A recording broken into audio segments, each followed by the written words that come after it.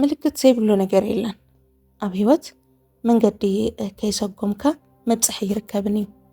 እዞም ሎማዓንቲ ሒዘልኩም መፅእ ዘለኹ ተግባራትን ቃላትን ሓንቲ ጓል ኣንስተይቲ ክሳብ ተተግብሮም ዕድመ ከይብካ ብጣዕሚ መሰከፍ እዩ እዞም ተግባራት ሓንቲ ጓል ኣንስተይቲ ተተግብሮም ልዕሊ መጠን ክኾና ከለዉ ክትንዕቐካ ከላ ክትንዕቐካ ጥራሕ ኣይኮነን ትንዕቐት ልዕሊ ዓቕማ ክኾና ከለዉ እንታይ ከየምፅኡ ዝብል ኣተሓሳስባ ክትውነን ከላ እዩ ክሳብ ክንዲ ዝንዕቐታ ጫፍ በፂሑ ካብ ትርኢ ድማ ካብ መፈለምትኡ ምሳ ጓል ኣንስተይቲ እዚኣ ዝነበረካ ርክብ ተዘይቕፅል ይመርፀልካ ሓቢርካ ንክሳዕ መወዳእታ ፅናሕ ኢኻ ኣነ እቶም ተግባራት ክዛረብ ከለኹ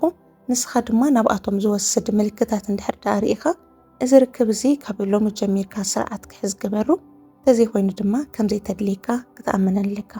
ነባራት ናተይ ተኸታተልቲ እንኳዕ ደሕና መፃእኹ ብምባል ጀምሩለይ ሓድሽ ትኾንኩም ግን እዚ ቻነል ሰብስክራይብ ብምግባር ንፍቕራዊ ህይወትኩም ክትቐምኹም ዝኽእሉ ሓደሽትን ዓበይትን ሓሳባት ክትወስዱ ትኽእሉ ቁፅሪ 1 እዚ ክሳብ ትገብር ዕድመ ይሃብካ ኢለ ዝዛረበኩም ሓንቲ ጓል ኣንስተይቲ ብሎክ ክሳብ ትገብረካ ዕድመ ይሃብካ ናብ ብሎክ ንክትበፅሕ ዝገበርዋ ኣበይቶም ምኽንያታት ትቆፅርኩም ኣብ ፈለማ ቢዚ ከም ዝኾነት ትዛረበካ ቀፂሉ ኩሉ ነገር ክስልችዋ ይጅምር መልስታታ ብምልኦም ሓፀርትን ውስናት ቃላትን ክኾኑ ትገብር ብድሕሪኡ ምዝንጣል ትጅምር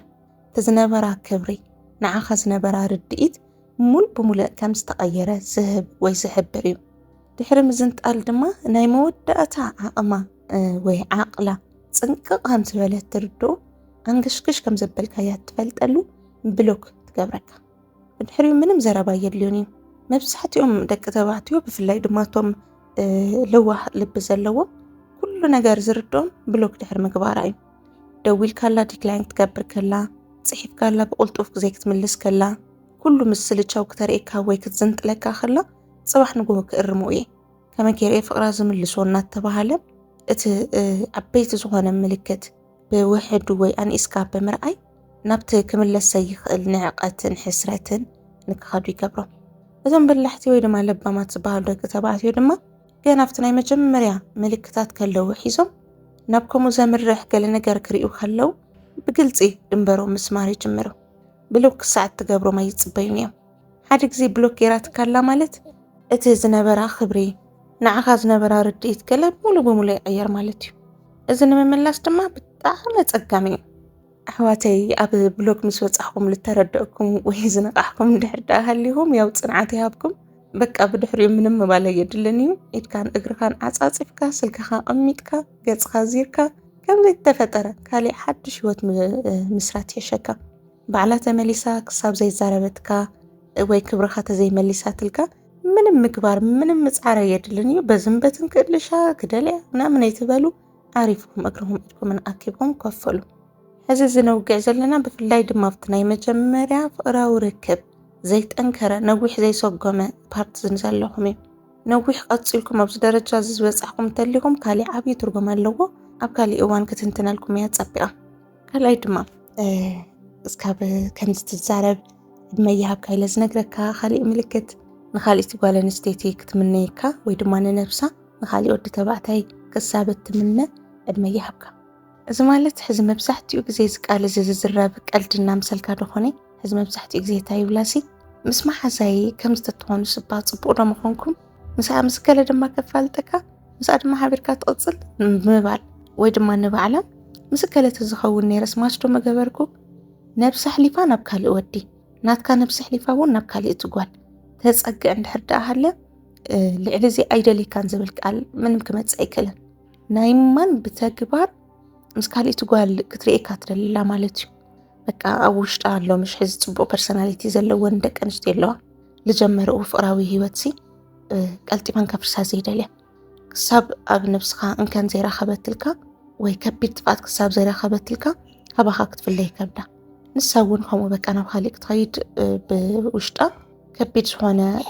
ፅዕንቶ ስለ ዝሓድራ ገዲፋትካ ምኻድ ነብሳ ከም ዝበደለት ስለ እትሓስብ ብዝኾነ ኣጋጣሚ ሕማቕ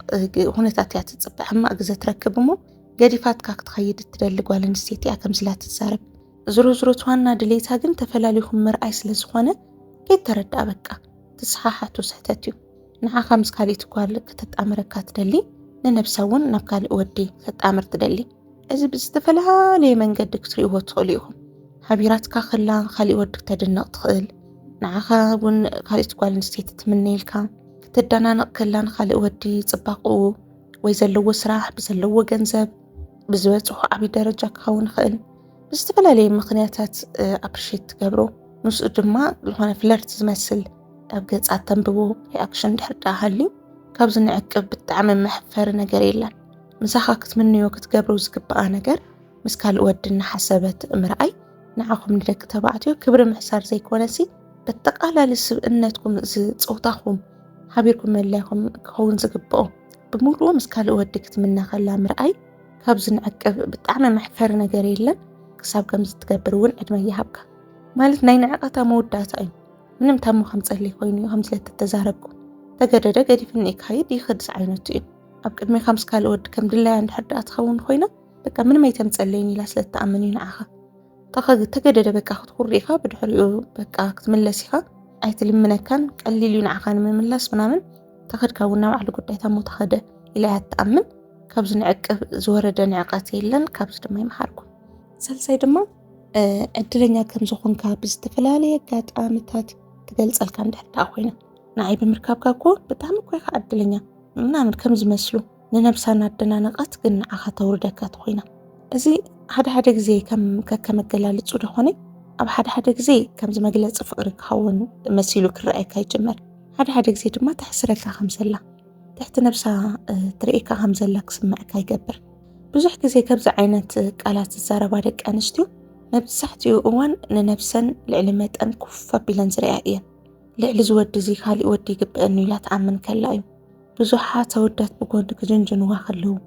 ክረኽብዋ ክፅዕሩ ከለዉ ካብ ካልኦት ኣወዳት እትረኽቦ መፅባዕታት ወይ ናፍቕሪ ዝመስሉ ቃላት ትዕቢታ ልዕሊ ሰማይ ንክኸውን ይገብሮ ምሳኻ ትቕፅል ከላ ንናትካ ፀገም ወይ ንዓኻ ንምትሕብባር ከም ዝኾነ ክስማዕ ይጅመር ካብዚ ተተፈለይስ ክንደይ ዓይነት ወዲ ይምነየኒ ክንደይ ወዲ ይላኽፈኒ ክንደይ ወዲ ሓዳር ክገብረሊ ይደሊ ኩሉ ግዜ ትህባ ዘለኻ ዘይኮነሲ እተቕርበልካ ዘላ ዕድል ናተረኣያ ይመፅእ ብድሕሪኡ ጓል ኣንስተይቲ ከምዚ ምዝራብ ተጀሚራ በቃ ትክክለኛ ዝኾነ መንገዲ ክቕፅል ኣይኽእልን እዩ በቃ ከምዚ ኢላ ሓደ ግዜ ተዛሪባትካ ነገራት ስቕኢልካ ክትሕልፎም እንድሕር ዳኣ ፈቲንካ ካብዚ ንዕቅብ ምንም ንዕቐት የለን ስቕኢልካ ያለኻ እቲ ጉዳይ እናኸረረ ኣብ ልዕሊኻ ካሊእ ወዲ እውን ክትድርበልካ ትኽእል ብግልፂ ክትዛረበካ ትኽእል ንፈላለዩላ እቲ ዝኸፍአ ድማ መንነትካ ንኽትስእን ኣለካ ምሽ በቃ ንሳይ ትምጥነንን ፅብቕቲ እያ ኩሉ ወዲ እዩ ዝደልያ ኣነ ግን ከምዚ ትሕት ዝበልኩ እየ ዝብል ስምዒት እናተሰምዐካ ንኽመፅእ ዋጋኻ ንኸይትርዳእ ከም ድላይ ኣብ ዝባንካ ሸቸክ ትብለካ ዝግብኣ ነገር ብምሉኡ ልዕሊ ዝግብኣ እንዶም እናወሰደት ንዓኻ ግን ታትግብአካ እኳ ንምሃብ ዝኸብዳ ዓይነት ጓል ኣንስተይቲ ንኽትኸውን ትግደድ እያ ስለዚ ከምዚ ዓይነት ቃላት ምዝራብ ተጀሚራ ሓንቲ ጓል ኣንስተይቲ ፍቕሪ ኣይኮነን ወይ እውን ዝስኢልካ ቀልዲ ኣይኮነን ብልባ ዘሎ ሓሳብ ክትሓስበሉ ዝወዓለት ክትሓስበሉ ዝሓደረት ተንፈላለዩላ ዝተመነይቶ ነገር እያ ብጋህ ድምፂያ ትዛረበካ ዘላ ንመወዳእታ ድማ እዚኣ ከምቲ ብየከበኩ ንፈላለዩና ኢላ ገደባት ተስምር ጓል ኣንስተይቲ ካብ ከምዚ ዓይነት ጓል ኣንስተይቲ ይመሃርኩ ብጣዕሚ ድራማቲክ ዝኾነ ደቂ ኣንስትዮ እየን ኣቐዲመን ቅድመ ኩነት ይኣምጣ በቃ ብዓርሰ ምትእምማነን ማለት እዩ ልዕሊ መጠን ዝኾነ ትዕቢት ኣለወን እዚኣን እንተ ጌርካ እዛኻ ዘፅንሐ የብለይን ክፍለይካ እየ ትብለካ ብግልፂ ማለት ገደብ ዘይብሉ ሰብ የለን እንድዩ ኩላትና ብልብና እነስምሮ መስመር ኣሎ ከም ዝተገይርለይ መፃምደይስ ሓቢረ የቕፅልን ትብል ኢኻ ግን ኩሉ ግዜ ተሓስቦን ኩሉ ግዜ ብርስኻ ይመፀልካን መብዛሕትኡ ግዜ እቶም ፀገማት ሃፐን ምስ ገበሩ ወይ እቶም ዘስመርካዮም ገደባት ጋህድና ኮኑ ክመፅእ ከለዉ ርኢኻ ኢኻ ውሳነ ትውስን ወትሮ ተሓስቦም መፃምደይ እዚኣ እንተገይሩ ክፍለዩ እየ ኢልካ ወትሮ ተሓስቦም እንተኮይንካ ኦሮማይ ከይገበሮም ተፈላሊኻ ኣለኻ ማለት እዩ እቶም ዘስመርካዮም ገደባት ከይተፈጠሩሲ ክፍጠሩ ትምነለኻ ማለት እዩ እዚ ልዕሊ መጠን ትዕቢት ከልወካ ከሎ ኣይግብአንን ኢልካ ክትሓስብ ከለኻ ንነብስኻ ድማ ልዕሊ ሰብ ጌርካ ክትርኢ ከለኻ ምንም ኣይጎድለንን ምንም ኣይመፀንን ኢለን ብነብሰን ክትኣማመና ከለዋ ዝግብአካ ዋጋ ከይሃበትካ ክትተርፍ ከላ ሓቢርኩም ምህላይኹም ሓደኹም ንሓደኹም ትጠቃቐሙ ኢኹም ንሳ ካብኻ ፍቕሪ ትረክብ ንስኻ እውን ካብኣ ፍቕሪ ትረክብ እዚ ነገር እዚ ዓብይ ቦታ ተዘይተዋሂብዎ እቲ ፍቕራዊ ህይወት ትክክለኛ ኮይኑ ብፅቡቅ መንገዲ ናይ ምቕፃል ዕድሉ ዝወረደ እዩ ከምዚ ዓይነት ደቂ ኣንስትዮ ለሚንካ ጠባቢርካ ምቕፃል እውን ብጣዕሚ ከቢድ እዩ ዝኾነኩም በቃ ወትሮ ነብስኩም አንኢስኩም ምስ ረኣኹም ክብርኩም ምስኣንኩም ድማ ትዝገድድ ነገር ድማ ሓደ ግዜ ገይራቶ እንድሕር ክትቀፅዕዎን ዘይኽኢልኩም መስመረን ገደበን ክሕዛ ክፈልጣ ተዘይገይርኩም እውን እቲ ጉዳይ እናገደደ ኢቭን ብድሕሪ ታጓል ኣንስተይቲ እውን እትረኽቦን ካልኦት ደቂ ኣንስትዮ ተመሳሳሊ ብዝኾነ መንገዲ ትሪት ንክገብራኹም ዕድል ንክትፈጥሩለን ይዝገብረኩም። ስለዚ እዞም ሎማዓንቲ ዝገለፅክዎም 4 ነጥብታት ነፃ ምድኻ ክሳብ እትገብሮም ዕድመ ይሃብካ በቃ ከይተፈጠረ ኖትስ ክትገብርዎ ናይ ግድን እዩ ቅድሚፍቲ መንገዲ ስምብፅሓ ዝተፈላለየ ምልክታት ክተርእየካ ናይ ግድን እዩ ብዘይ ምልክት ዝመፅእ ዋላ ሓንቲ ነጥብ የለን እዘን ነጥብታት እዚኣተን ተኣኪበን እየን ድማ ዓብይ ነገር ዝፈጥራ ስለዚ ጉዳይኹም ኣፀቢቕካ ብምስትውዓል ማለት እዩ ነፃ ምድኻ ኣብዚ ደረጃ እዚ ከይበፅሐት ክትእርማ ትኽእል ኢኻ ናሎማዓንቲ ሓሳበይ እዩ ሓሳበይ ጠቒምኩም እንድሕር ደኣ ኮይኑ እዛ ቪድዮ ላይክ ክበርዋ ኢኹም ከምዚ ዓይነት ጉዳይ ገጢምኩም ዝፈልጥ እንተልዩ ድማ ኣብ ኮሜንት ኣስፍርዎ እሞ ያው ክንመያየጠሉ እዚ ጉዳይ እዚ እውን ሓቂ ከም ዝኾነ ምእንታን ክንርዳእ ኣብ ቀፃሊ ብካልእ ሓሳብ ክመፀኩም እየ ንሎም ኣብቅዕ ኣለኹ ሓቢረኩም ዝፀናሕኩ ሰናይት እየ ሰላም